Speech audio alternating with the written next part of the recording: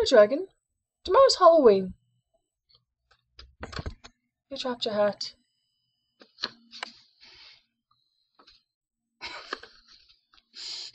Let's move on to the episode, shall we?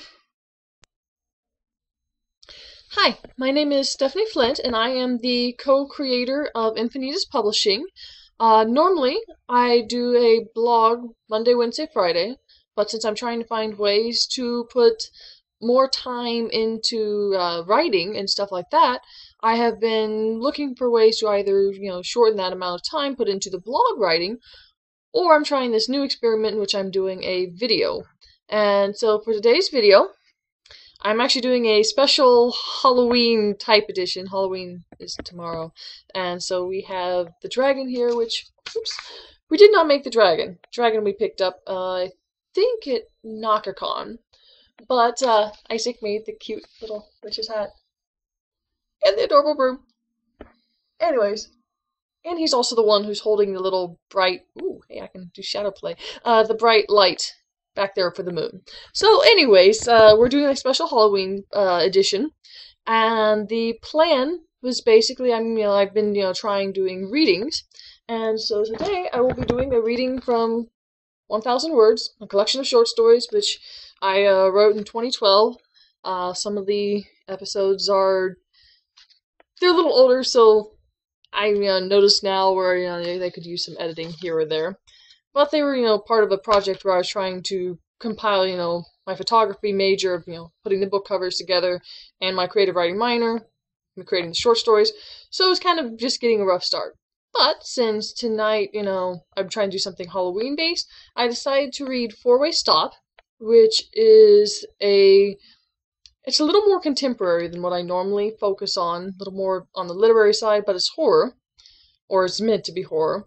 And so I will read that, and that's pretty much it. So I hope you enjoy the short story. If you enjoy these videos, please let me know, like, subscribe, come back and watch the next one if I do another one, and hope you enjoy. Four-Way Stop. Hazy fields stretched across the horizon, thick thunderheads looming over fields of corn. Not a car passed in miles, and the only sign of civilization was the tiny green stoplight peeking through the mist and water gushing across the windshield. Just Greg's luck, really. That stoplight was still several minutes away, and since it had not yet turned yellow, it would stop him the moment he got within 2 car lengths of clearing the blasted thing. Water dripped through the cracked sunroof, plopping into a cut-out 2-liter bottle taped to the passenger's headrest. Almost there. The wind shifted, buffeting Greg's car into the opposite lane. He swerved, cursing, then realized he needn't have worried. Aside from the hefty ditch in the middle of the field, he was alone. Still, he slowed down. The stoplight turned yellow, then red. He stopped the car and waited. Waited longer. He drummed his fingers on the steering wheel, wondering when the stoplight would finally turn. Rain dripped into the plastic cup, dripping. He shuffled the papers on the dashboard, whistled a tune, then dialed the radio station. Mozart. He scowled and switched stations, but the country station garbled like an out-of-tune piano. Still red. Greg thrust his palm into the center of the steering wheel. The horn blared. Thunder rumbled, and he peered over his shoulder, looking for a crossword puzzle. But there was nothing in the back seat except an empty atlas, a promised journey he'd never made. The cornstalks leaned in the wind, and the light stayed a deep, rich red. Greg paused, then leaned forward against the wheel. All 4 lights were red, swinging like a child on a swing set, like his daughter when she was little. He licked his lips, wishing his old Volkswagen played something other than cassettes. He should have brought them with him, but last time he played one the Volkswagen chewed it up. He didn't trust his precious other with the car's player. Lightning struck behind the car, illuminating a figure in the rearview mirror. Greg shrieked and spun in his seat, but the back seat was empty. He frowned, then yanked the atlas into the front seat with him. It was splattered with stray droplets of water. The plastic cup was near full. Greg flipped through the atlas, eventually skipping over Orkin and ignoring his unmarked trip. As the leak in the sunroof turned to a steady stream, Greg shifted the car out of park. Never mind that the lights were still red, there was no one around to give him a ticket. He pressed the accelerator, and lightning forked the sky, highlighting individual cornstalks. A girl stood in the road, and Greg gasped, sending the car fishtailing across the two lanes. He skidded to a halt just before a row of corn. Greg took a deep breath, heart pounding. "What just happened?" he whispered. The lights were still red. He slowly pressed the gas pedal, pulling into the other lane, and the lights grew distant behind him. No sign of the girl. A good thing he'd gone then, because the lights were still red. At least he didn't need to go to the bathroom any more. "You should have brought me with you." Greg clamped his hand on the steering wheel. He could have sworn.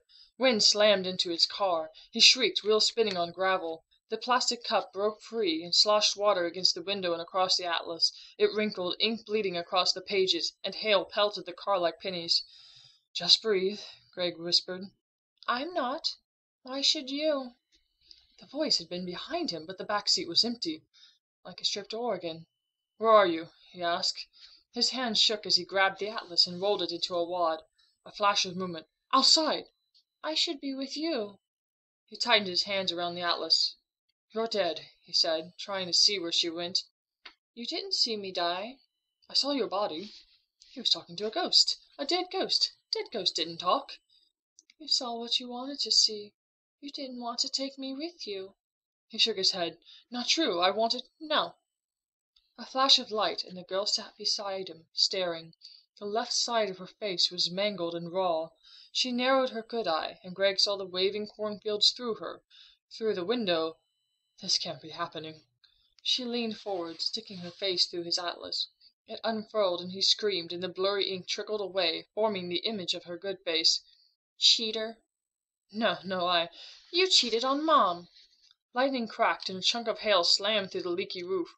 Water poured in, gushing. "No, Cheater, cheater." Greg fumbled with his seatbelt and tossed it aside, then grabbed the handle. It stuck. He scrambled to the other side, through the ghost, and tried that handle too. It didn't budge. "Cheater, cheater." "No, let me go." "Could have taken me with you," she sang, "but you had another to meet." Water pulled at his feet, and the dashboard sparked once, then died. Greg forced himself through the torrent of water pouring into the car and tried the back doors. "Elisa," he whispered. She shook her head. "I wouldn't be dead if you took me with you. That car would never have hit me." "Please, Elisa." She smiled. "I died and Mother committed suicide. She found out your lover. Your lover left you when she found another. A four-way stop." The red lights! Greg pounded on the windows, water to his knees, then his chest. He kept pounding on the glass until he stopped. The lights turned green, and the ghost vanished into a starry night.